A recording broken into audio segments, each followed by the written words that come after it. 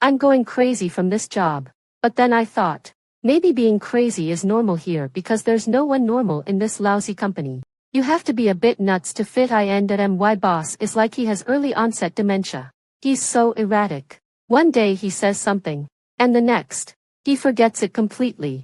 One day we're pushing this project, and the next, it's something else. I'm busier than a bulldozer. Oh. But he's sharp as a tack when it comes to taking credit. My colleagues are all paranoid. They're lousy at work but great at office politics. They'll stab each other in the back for a few $100s in subsidies. And it's like a never-ending game of cat and mouse. I want to blow up this place every day. I can't stand this lousy company for another day. At work, Jane is a quiet introvert. But after work, she's a chatterbox. That's right. Every day at work, she has a stone-cold face. Like an NPC in a game. You have to talk to her first before she responds. But when she gets home, her favorite way to unwind is to rant about the company. On the other end of the phone, Jane's twin sister, Amy, patiently listened to her vent and then said, Jane, if it's that bad, just quit and come home. Our family's restaurant can support you. Right. Amy and Jane are twins. But they're as different as night and day, both in appearance and personality. Jane graduated from a top-notch university in New York and then moved to Los Angeles for work, becoming the perfect kid everyone in their hometown envied. Amy, on the other hand, hated studying. She barely got into high school with Jane's constant tutoring. After high school, she felt liberated and decided to work at their parents' restaurant instead of going to the private college she was accepted into. It wasn't that she looked down on the private college. She just didn't want to study anymore. Before, every time Amy suggested Jane quit, Jane would come up with all sorts of excuses. But this time, after hearing Amy's words, Jane sighed and said, You're right. Amy was a bit surprised. It seemed her sister had really reached her limit. However, Jane added, I'm leaving this lousy company, but not by quitting. Ha! Amy thought her sister might be losing it. I'm going to make them fire me. What's the difference? A huge difference. If they fire me, they have to give me severance pay. The best case scenario is if they fire me without notice. I can get more that way. After slaving away for this lousy company for so long, it's only fair that I get some compensation. Right. Absolutely. Amy, being a thoughtful sister, ordered a set of makeup online for Jane to cheer her up. When Jane opened it, she couldn't help but laugh. She didn't even bother with makeup at this job. Just managing to wash her hair was her way of showing respect to the company. What? You say she could use it at other times? Yeah, right. When would a workhorse like her have other times? It's laughable. Question. How can I get fired from my company as quickly as possible? Jane posted this question in her college classmates group chat. Soon, everyone started discussing it, and they came up with all kinds of crazy ideas. Some said to bring a cat to work. Some said to act like a crazy person in the office. And one even suggested stealing food deliveries. While it would be difficult for Jane to carry out these ideas, she grasped the essence. To piss off her superiors in a direct and impactful way. Her immediate supervisor already disliked her but kept her around to exploit her. So, going through her supervisor wasn't an option, then she decided to annoy the boss instead. Cut out the middleman. The boss was a middle-aged man in his 40s. He had a heart condition, was a kept man, in a way. Loved showing off his wife's family background. And was into collecting rosary beads and playing golf. Jane gathered all the information about the boss and came up with a detailed plan. She aimed to make the boss dislike her within a week, all while staying within the bounds of the law, so that the boss would have no choice but to fire her. I'm such a genius. She thought to herself. Jane showed up at work looking unusually energetic. Her colleague, Lily, couldn't help but say, Jane, you look great today. Did you go on a date with your boyfriend last night? Jane forced a smile and neither confirmed nor denied it. Her boyfriend was a made-up story to fend off unwanted attention. It had proven to be a brilliant idea. She didn't want any involvement with these people outside of work. The stupid supervisor, Mark, who Jane affectionately nicknamed the Gorilla, chimed in insensitively. You worked overtime until 11 last night. How did you still have time for a date? Mark had a habit of taking credit for Jane's work, and his position in the company was getting more secure. which only made Jane dislike him more. Jane's smile faded. Mind your own business. Mark mumbled. Who's the boss here? Jane asked. Is the boss here? Mark looked at her strangely. You already heard. Jane was confused. Heard what? We have a new boss. Seriously. Jane sat at her desk, took out her phone, and silently deleted the genius plan she'd come up with last night. Lily came over to gossip about the new boss. Apparently, the new boss was the nephew of the old boss. Since the old boss was sick and the company was losing money, the nephew came to take over and manage. And rumor had it that he was incredibly handsome. Jane thought that no matter how good-looking he was just another human. She was getting impatient and held out her hand to Lily. You owe me $2.48 for the food deliveries you ordered. Pay me back now. Lily was a bit of a cheapskate. In the past, Jane was too embarrassed to ask for such small amounts of money. But now that she was about to leave this dump, she had no qualms. Lily looked shocked and hurt. You're so stingy. Yeah, I'm stingy. $248. If you don't pay, I'll call the police. Lily was stubborn. Go ahead and call. I'd like to see if the police will come for $248. You're right. I shouldn't waste the police's time. Jane nodded. How about this? I'll put cockroaches in your food deliveries every day. I'm not kidding. You. Just as they were arguing, a man walked by their desks and glanced at them curiously. Jane glared at him impatiently. What are you looking at? Get back to work. Admittedly, yelling at people at work was kind of satisfying. She was becoming more crazy. The man was taken aback by her words. Lily's eyes widened. She looked at him, then at Jane, and finally back at the man. Boss. Jane realized who he was and blurted out. Oh, the nephew. When she realized what she'd said, she knew that Lily's gossip had somehow seeped into her brain in a sneaky way, but she didn't regret it. She was in a state of, I don't care anymore, excitement. So, instead of feeling ashamed, she leaned back in her chair, crossed her arms, and looked at the new boss with a big smile, sizing him up. She wanted to see just how handsome he was. Well, he was really good looking. He could be a model. He was over 6 feet tall, with thick eyebrows and almond-shaped eyes. The corners of his eyes drooped slightly, making him look less intimidating and more approachable. His lips were full and a soft pink, looking plump and inviting. His skin was flawless, clearly not having experienced the hardships of a 9-to-5 job under her direct gaze. The man frowned and asked, What's your name? Jane, from the planning department. Jane was elated. This was so easy. She'd just offended the boss. Now he'd fire her. Right.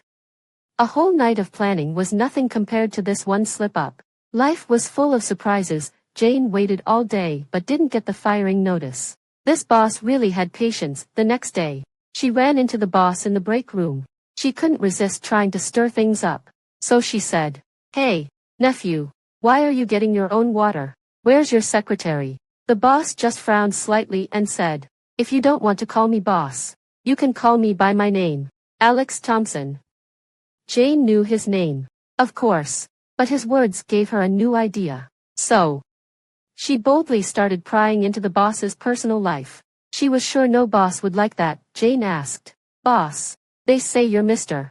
Johnson's nephew. Why don't you have the same last name? Mr. Johnson is my uncle-in-law. Oh, so he was the nephew of Mr. Johnson's wife. Jane nodded in understanding, seeing that Alex looked a bit cute when he was silent. She felt a twinge of reluctance to irritate him, but she still needed that severance pay. So, she quickly thought of another approach. Jane smiled and said, Boss, you know why I called you nephew? Why? To get your attention. The first time I saw you, I was smitten, she said, dramatically pointing to her heart. It was like a Cupid's arrow hit me. Alex felt uncomfortable under her bright gaze and looked away. Don't talk about this during working hours. Then he turned and left. Jane called after him. Then I'll talk to you after work. Jane was certain that no good-looking guy would like a crazy admirer like her. It was common sense. So, she was confident she'd get her compensation. She had this in the bag. The boss still hadn't fired her. He really was tough to crack, Jane thought. Maybe I should step up my game. So, when she went to deliver a planning proposal to Alex. After he asked her to put the file on the desk, she didn't leave. Alex asked, "Is there something else?" Jane leaned over the wide desk, propped her elbow on it, and rested her chin in her hand.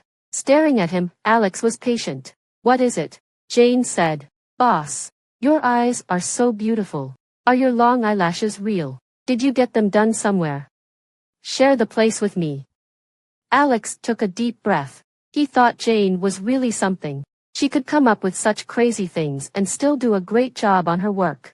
Her proposals were always top-notch. He was at a loss for words. "I didn't get my eyelashes done," he explained patiently. "Really? Then what about your nose? And your lips? Are they natural too?" Jane stared at his lips. She knew it was rude, but she felt like her job had driven her crazy, and being crazy and rude was just par for the course. To be honest, she was a bit jealous of his perfect lips. Alex felt like he was being stalked. It was a ridiculous feeling. He said, "Everything is natural. Is that enough? Stop talking about this during working hours. Leave and close the door on your way out. Then, boss, add me on Facebook." Alex looked at her helplessly. "You won't leave unless I do, right?" Jane hadn't thought of that, but since he asked, she nodded. Alex added her on Facebook just to get rid of her. He let out a sigh of relief. Then, as if thinking of something, he quickly shook his head. "Sis. So your plan is to harass your boss?" Amy's voice was filled with disbelief. "Well, it wasn't the original plan. The first plan was to mess with a guy." "What?" Amy was really worried about her sister's mental state. "Never mind that. Things changed too fast. The current plan is to harass the boss. I'm counting on it. Come on, sis. Aren't you afraid he'll actually like you? Please." With his looks and background, he's got women lining up. Jane almost laughed at her sister's wild imagination. "But you're beautiful too, sis." After years of a soul-sucking job, Jane had almost forgotten that she was attractive, but she didn't want to argue with her sister about it. Alex was just a capitalist who was about to pay her the severance she deserved. So, she brushed Amy off. "Don't worry, even if he likes me, I win. If he does, I get the money. If he doesn't, I get some entertainment. It's a win-win. Sis, maybe I should come visit you in LA. No, you go ahead and be busy." After hanging up with her sister, Jane went downstairs for a late-night snack. After eating, she took a short walk. She saw a bunch of flowers on the lid of a trash can by the road. There was a business card stuck in the flowers. It was a love confession from a guy named Tom to a girl named Sarah. Jane shook her head. Another hopeless romantic. She picked up the flowers, threw away the wrapping in the trash, and repackaged them with an old newspaper. Then, with a bit of disgust, she sent Alex a message on Facebook. "Jane. Alex, I have something for you." After sending the message, Jane thought, this is probably sexual harassment. Right, sure enough. Alex didn't reply for a long time. Jane took a shower, played some games, and was about to put the flowers in a vase for herself when Alex messaged back. "Alex, what is it?" Jane regretted it. She had planned to send it to him via courier, but that would cost money.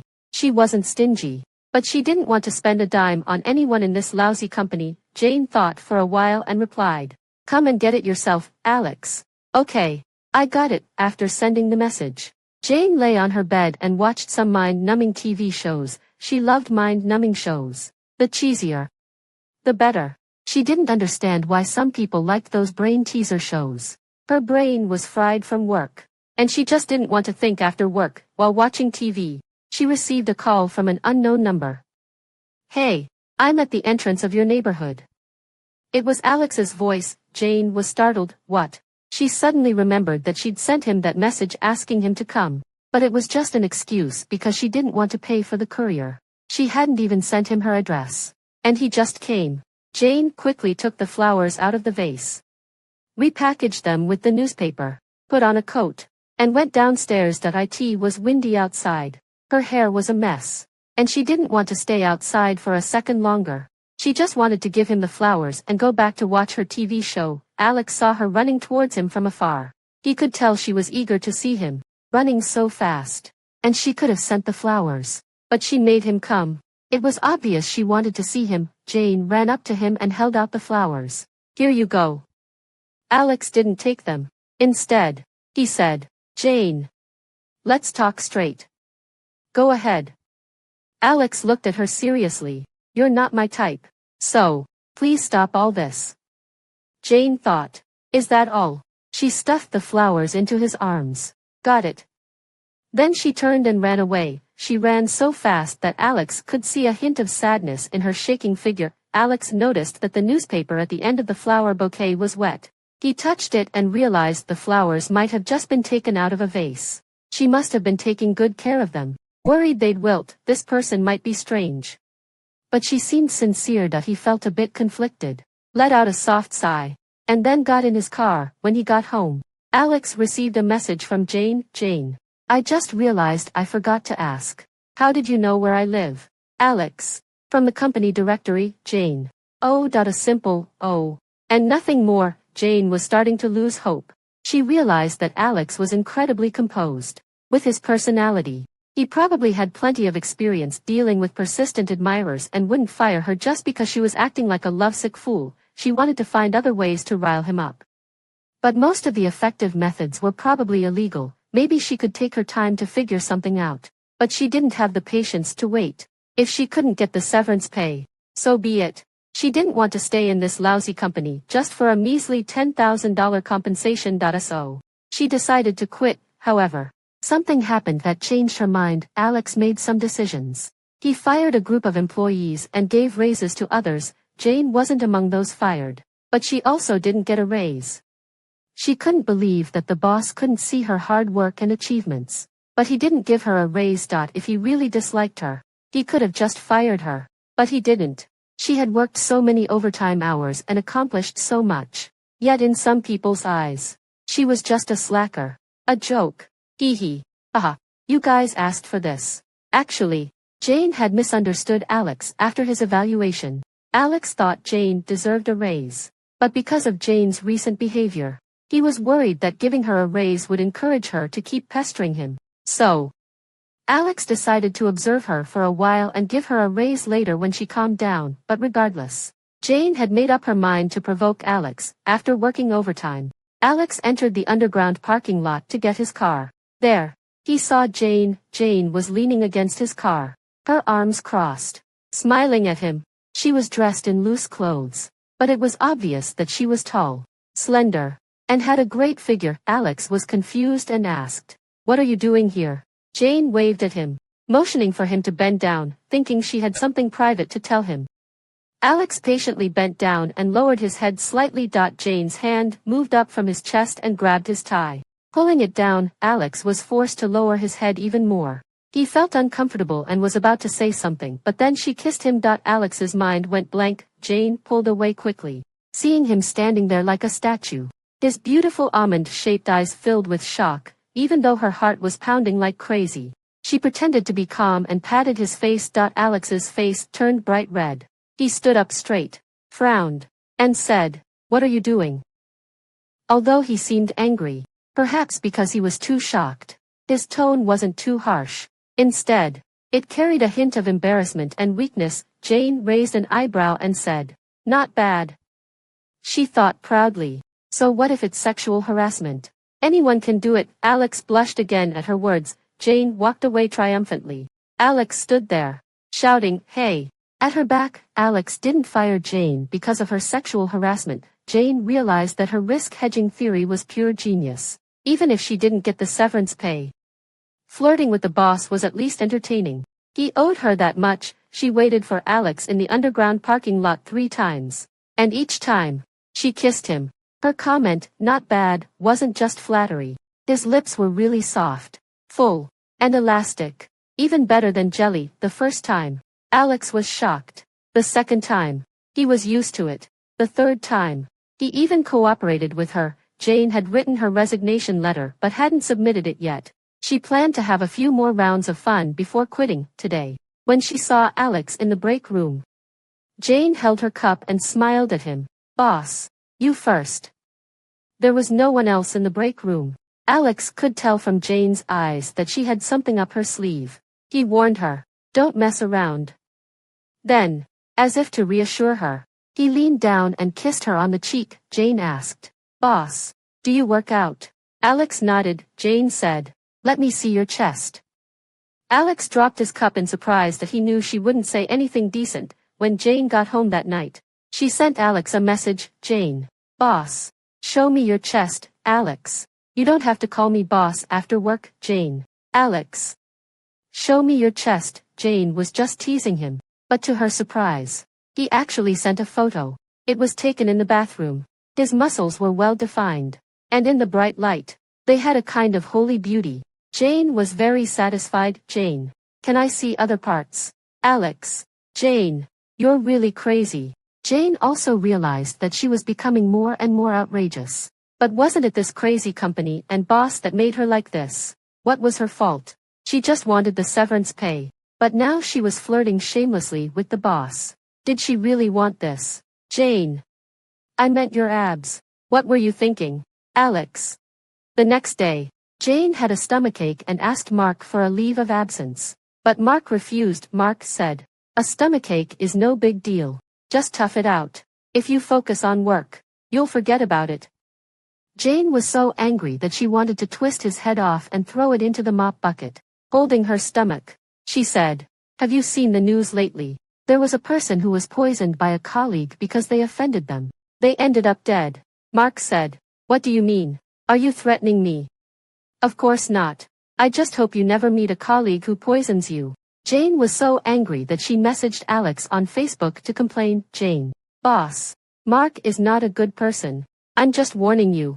I asked for a leave because of my stomachache, but he refused. Such a mean-spirited person will cause big problems. It's better to get rid of him." After sending the message, she waited for a while but didn't get a reply. Jane thought, "This is so stupid. They're probably in cahoots." Lily suddenly nudged Jane and motioned for her to look up. Jane looked up and saw Alex striding towards her. He stopped by her desk and held out his hand. Jane was confused and handed him a bag of cookies from her desk. Alex frowned and threw the cookies back on the desk. "You still have time to joke. What else do you want?" "I'm taking you to the doctor." Jane said, "Mark won't approve my leave. He said he'll mark me as absent if I leave." "Don't worry about him. Can you walk?" "Of course I can. It's just a stomachache. Not a broken leg." Alex took her by the wrist and they walked downstairs together. As they passed by, everyone stared at them. Jane felt uncomfortable under their gaze and wanted to leave quickly. But Alex slowed down. Probably to accommodate her pace as a sick person. Jane finally realized that her relationship with Alex had changed in an unexpected way. She felt guilty because their relationship started with her self-interest and devious motives. She said, "You should go back to work. Just approve my leave and that'll be fine." But Alex silently pushed her into the passenger seat of his car. He got in the car and buckled up both of their seatbelts. Jane said, "Colleagues will talk." Alex, who was buckling her seatbelt, looked up at her. "You're bold enough to do these things, but you're afraid of what others will say." Jane really wanted to ask what their relationship was now, but she was too scared to. She was afraid of getting a terrifying answer. At the hospital, the doctor prescribed some medicine for Jane's gastroenteritis. After taking the medicine, Jane felt much better. Alex drove her home but didn't leave. "I'll ask my secretary to bring the files here," he said. Jane thought it was time to end things. His gentleness made her feel touched and attached. Because he had responded to her, she knew she had to end it. If he had always been cold to her, she wouldn't have worried about losing control no matter how much she teased him, but now everything was different, because of her prank-like motives. She couldn't move forward with confidence. She thought it would be better for everyone if this farce ended here. She kissed him. A passionate and intense kiss. Alex gasped and kissed her back. After the kiss, their eyes were filled with a glimmer of moisture. Alex's ears turned as red as cooked shrimps. He said, "You're sick. And you're still thinking about this. You're so naughty." Jane licked her lips. "I have something to tell you." "Okay, but you should rest first. We can talk after you wake up." Jane thought that was okay, but Jane didn't get to say what she wanted to. When she woke up, she saw Alex sitting on the couch in the living room, staring into space with a gloomy face. Jane poured a glass of water and drank it in big gulps. Alex noticed she was awake and his eyes followed her every move. Jane held the glass and asked, "What's wrong? Do you have a boyfriend?" He asked. Jane had planned to break things off with him anyway. Now that he brought it up, she didn't have to confess the truth. It was actually more convenient. She felt a bit sad inside but nodded calmly on the outside. Yeah. Alex stood up abruptly, his chest heaving with anger. His face turned red as he said, "You have a boyfriend. And you're still flirting with me. That boyfriend is in New York. I'm in Los Angeles. I need someone here too, right?" Jane lied without batting an eye. Alex was so angry at her brazenness that he laughed. He took a deep breath and said, "So, if you go to Chicago, San Francisco, or Seattle, you'll find another boyfriend. Maybe not. In San Francisco, I might find a girlfriend." You.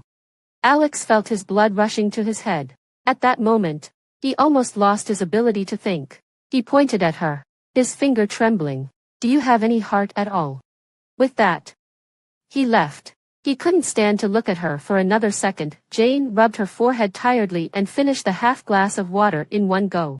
She thought, "That's it. I'm exhausted." She would resign tomorrow and get away from all this. This chapter of her life was over, for someone who was worn out by work. Love and hate were luxury emotions. All she wanted now was to sleep. As soon as she arrived at work the next day, Jane submitted her resignation letter. Besides that, she heard some good news. Mark had been fired. She felt a sense of relief and a bit of envy at the same time. After all, Mark got the severance package she had been longing for. That afternoon, Alex approved her resignation and called her into his office for a talk. "If you're leaving because of what happened between us, there's no need," Alex said. "No, I've actually been thinking about leaving for a long time," Jane replied. They then acted in a strictly business-like manner, as if they had forgotten everything that had happened. Jane talked about her reasons for leaving and her future plans. Alex thanked her for her contributions to the company during her time there and wished her well in the future. However, something Alex said surprised Jane.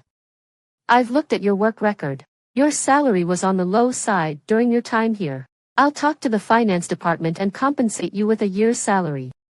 Alex said. Jane was stunned. She never expected the compensation she had been waiting for to come in this way, but she didn't feel happy about it. Noticing her daze, Alex asked, "What's wrong?" "Nothing." Jane shook her head. Her eyes fell on the table. Looking at his fair and slender hands, she forced a smile and said, "If you had taken over the company earlier, I might not have left." Alex withdrew his hand, crossed his arms, and looked at her coldly. "Well, that's it then. Okay, thank you, Mr. Thompson. You must be busy," Jane said when she called him Mr. Thompson.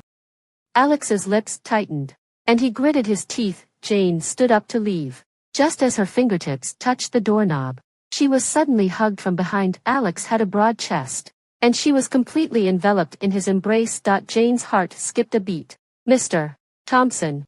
Alex rested his chin on her head and said, "Call me by my name." "Alex, what are you doing?" "Jane. Break up with that guy in New York. Let's be together." "Okay." Jane's hand dropped from the doorknob, and her body went limp. She didn't see the expectant look in Alex's eyes. She said, "Alex, let's talk." Jane hadn't planned on telling the truth. She was really afraid of hurting Alex, but now she had no choice. Alex was clearly infatuated, and she thought she needed to wake him up, to show him how tricky things could be and how a woman could play tricks. She hoped he wouldn't be so naive in love in the future. They sat on a bench in the square downstairs and bought 2 cups of coffee. Holding her coffee, Jane asked Alex, "Didn't you say I'm not your type?" Alex didn't know how to explain. His ideal partner was gentle, beautiful, quiet, stylish, and refined. Jane only met the beautiful criterion. She really wasn't his ideal type. However, he had indeed fallen for her. A person's mind might deceive him, but his feelings wouldn't lie. His fluttering heart, his nervousness, and his fear of losing her all told him clearly that he liked her. Alex replied, "Maybe I don't know myself well enough."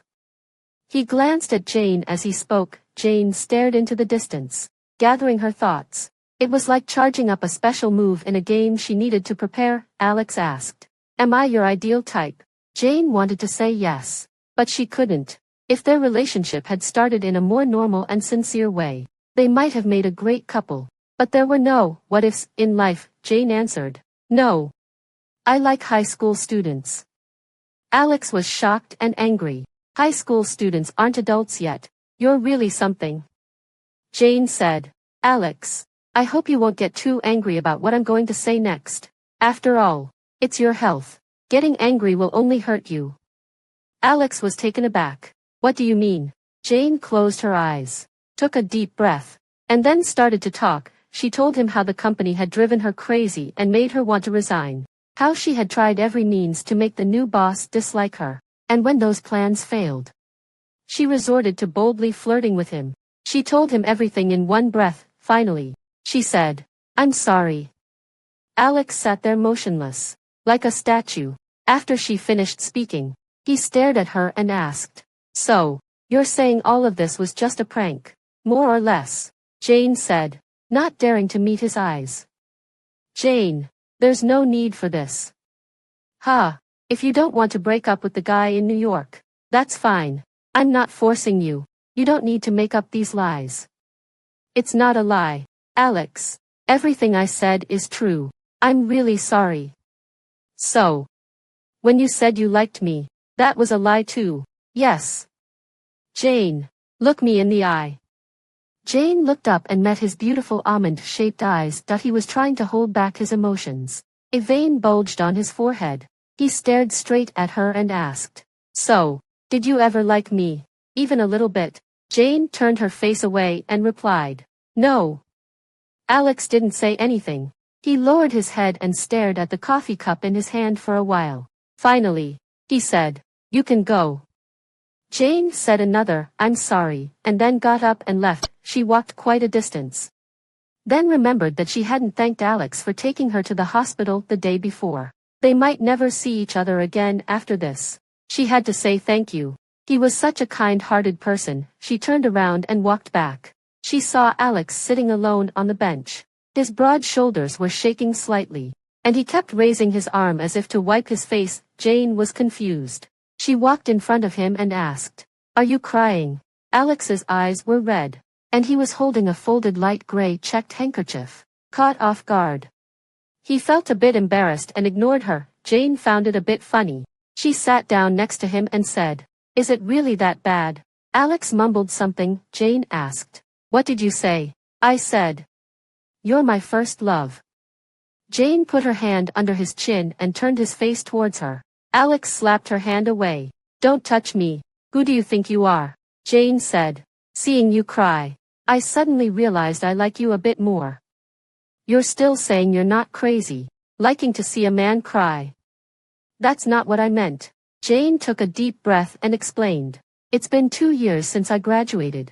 I've been struggling in society, and without realizing it, I've built a thick shell around myself. I've become more and more timid, vulnerable, and self-destructive. I didn't even have the courage to face my own feelings. It was only when I saw your vulnerability that I dared to let my guard down and look into my heart. I think I've liked you for a long time. I just didn't realize it or have the courage to admit it until now. Alex was both surprised and delighted by this unexpected confession. He was also a bit worried. Are you serious? Don't play with me. Of course I'm serious, Jane said with a smile. She reached out and took his hand. Alex held her hand tightly in return. Jane said, So, can you give me a chance? Be my boyfriend?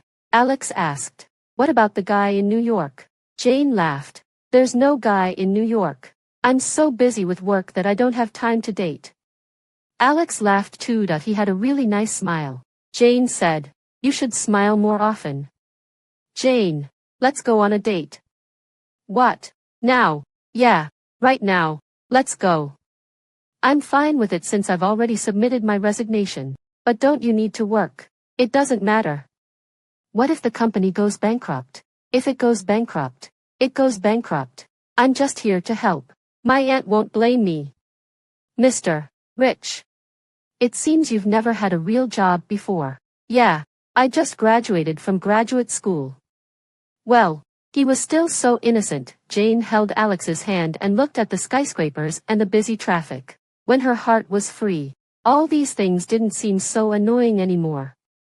Alex, thank you. Thank you for being like a warm ray of sunshine in the gloomy days of my life, dispersing the clouds and awakening the clarity and passion in my heart.